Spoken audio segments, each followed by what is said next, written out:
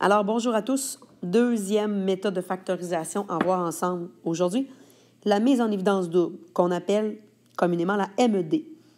Alors, vous avez ici un exemple devant vous, l'exemple 1, mais je vais me permettre d'ajouter un exemple que je vais appeler 0. Je vais commencer par celui-là. Je vais vous expliquer au fur et à mesure de cet exemple-là comment faire la mise en évidence double et par la suite, je vous inviterai à tenter l'exemple 1 par vous-même. Donc, l'exemple 0, je vous invite à la noter, moins 5xy plus x. Alors, moins 5xy plus x moins 20y plus 4. On va commencer avec cet exemple-là. Alors, la mise en évidence double. Première étape, regrouper par paire les termes ayant un diviseur commun. Donc, plusieurs façons de regrouper par paire, regrouper par paquet de 2, mais il faut s'assurer, en les regroupant en paquet de 2, qu'il y a quelque chose de commun, qu'il y a un diviseur commun entre chacun des termes que l'on regroupe ensemble. Si je regarde les deux premiers que j'ai ici, bien, je constate qu'il y a quand même un x de commun. Et je regarde si je fais mon deuxième paquet à la fin. Donc, le y est dans mon troisième terme, pas dans mon quatrième. Par contre, je constate que j'ai un 20 et un 4. Je sais que j'ai un diviseur commun entre 20 et 4. Donc, possibilité ici de les regrouper comme ça par le fait même.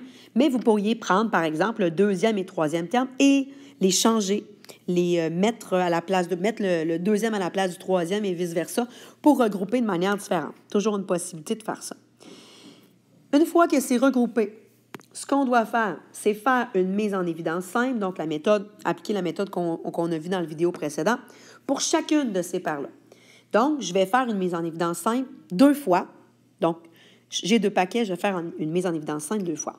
Alors, allons-y. Moins 5xy plus 5, je vais faire une mise en évidence simple avec ces deux termes-là.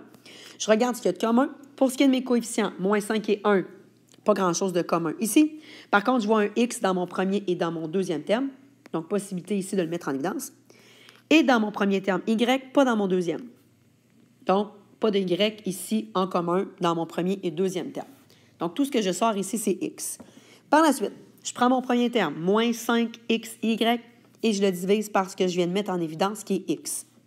Moins 5 divisé par 1, parce qu'ici, il y a un 1 de sous-entendu, ça fait moins 5. X divisé par x, ça s'annule.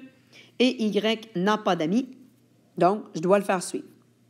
Par la suite, deuxième terme divisé par ce que je viens de mettre en évidence, x divisé par x, ça s'annule. Mais x divisé par x, ça fait 1. Il est important ici de le noter. Par la suite, je fais la même chose avec mon deuxième paquet, ma deuxième paire. Donc, moins 20y plus 4, je vais faire encore une mise en évidence simple ici.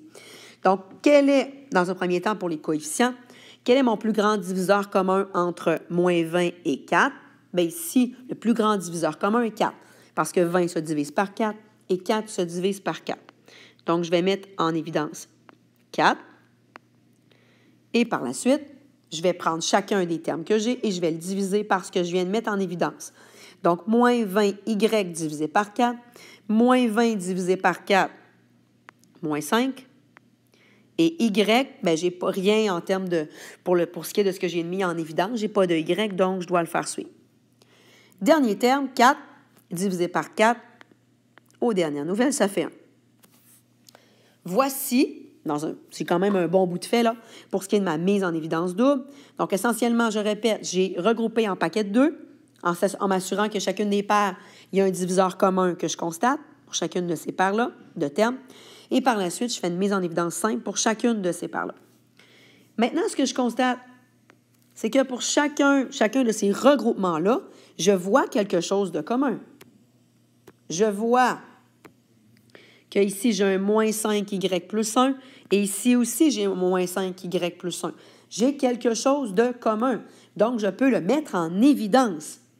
Donc, je constate que j'ai un moins 5y plus 1 ici de commun, donc je me retrouve à le mettre en évidence devant. Ici, c'est ma troisième étape, donc j'ai un binôme, donc un ensemble de 2 termes qui est commun. Je le mets en évidence. Et qu'est-ce qui reste?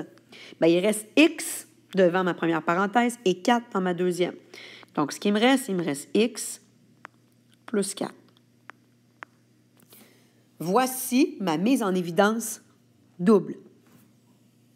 Si vous désirez vous vérifier, toujours une possibilité, vous faites votre distributivité, vous devriez retrouver l'exemple que vous aviez au départ, tel quel. Si ce n'est pas le cas, c'est que vous avez eu un pépin en cours de route. Donc, voici pour la mise en évidence double. Je vous invite à tenter l'exemple 1. Donc, ici, peut-être un peu moins évident, étant donné qu'on ne voit pas de coefficient, on ne voit pas de valeur numérique. Tentez-le. Et je vous rappelle que pour faire la mise en évidence double, vous pouvez aller inverser les termes pour aller les regrouper, comme j'ai fait en rouge dans l'exemple 1. Si je vous dirige juste pour commencer ici, je constate mes 4 termes. Si je regarde les 2 premiers, j'ai absolument rien de commun. Donc, je ne les regrouperai pas ensemble, ces deux-là. Ils n'ont rien de commun. Par contre, si je regarde le premier et le troisième, je constate qu'il y a un X de commun. Donc, ici, je vous suggère de regrouper ensemble le premier et le troisième terme et le deuxième et le quatrième ensemble. Parce qu'encore une fois, si je regarde le deuxième et le quatrième, je vois ici qu'il y a un B de commun entre le deuxième et le quatrième terme. Donc, je vais vous inviter ici à aller réécrire la question en allant inverser vos termes. Donc, x au carré, je vais aller le coller avec mon troisième terme, pardon. Donc, ici, je vais juste aller me corriger. Donc, je prends mon premier terme et je le regroupe avec mon troisième terme. Et après ça, je vais aller coller, pardonnez-moi, je vais aller coller mon deuxième et quatrième terme ensemble. Donc, moins AB plus BX. Et là, vous allez pouvoir y aller 2 en 2, comme ça. Étant donné, je le répète, pourquoi je regroupe comme ça? Parce que je constate que dans les 2 premiers termes que je viens d'écrire, il y a quelque chose de commun. Même chose pour le troisième et quatrième. Donc, je vous laisse le compléter et par le fait même, par la suite, les exercices là, sur la mise en évidence double. Voilà, bon travail.